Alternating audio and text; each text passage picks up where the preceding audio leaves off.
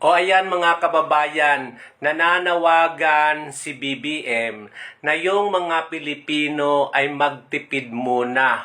Huwag munang gumastos ng marangya ngayong darating na Kapaskuhan at tumulong daw po muna tayo sa mga kababayang nasalanta ng bagyo. Yung mga nasa gobyerno din ay pinagbabawalang magdaos ng marangyang Christmas party. 'Di ba?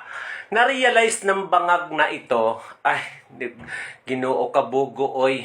'Di ba?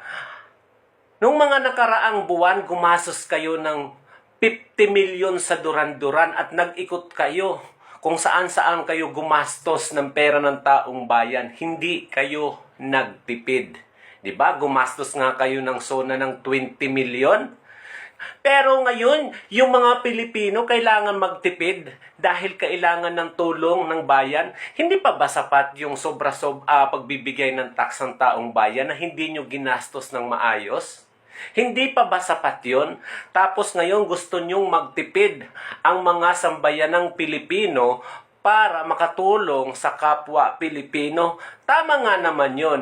Pero mali yung ginawa nyo sa pera ng taong bayan. Mali yung pagwaldas nyo. Pero ngayon, ang magsasakripisyo na naman yung mamamayang Pilipino. Winaldas nyo ng winaldas ang pera ng taong bayan.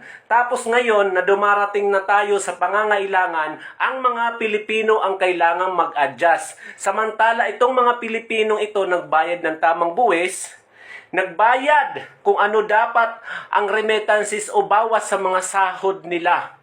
Pero hindi nyo ginastos ng maayos.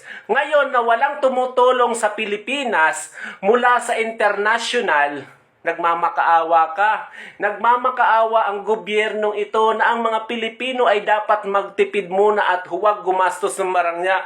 Sa tingin mo makakagastos ng marangya ang mga Pilipino ngayon sa sobrang mahal na mga bilihin?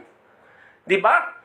Sa sobrang mahal ng mga bayarin, tubig, kuryente, mga bilihin sa darating na Kapaskuhan ay doble-doble ang presyo.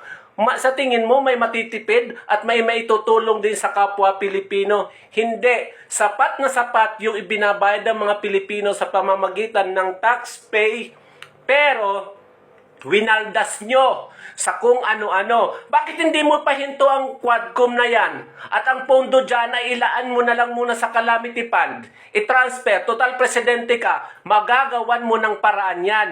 Hindi yung didirekta mo sa mga Pilipino na obligasyon nilang tumulong at magtipid muna. Bogo ka yung presidente, oy.